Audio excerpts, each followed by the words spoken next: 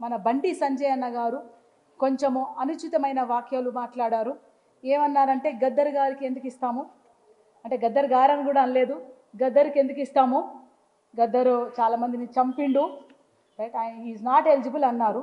So ఆ వ్యాఖ్యల్ని ఖచ్చితంగా తెలంగాణ సంస్కృతి సారథి తరఫున, కళాకారుల తరఫున, తెలంగాణ కళాకారుల తరఫున, ఆంధ్రప్రదేశ్ యావత్ భారతదేశ కళాకారుల మేధావుల తరఫున నేను ఆయన బిడ్డగా కూడా ఖండిస్తున్నాము. ఎందుకంటే గద్దరన్న ఏనాడు పైసల కోసమో పదవి కోసమో అవార్డుల కోసం పనిచేయలేదు. అది యావత్ ప్రజలందరికీ తెలుసు.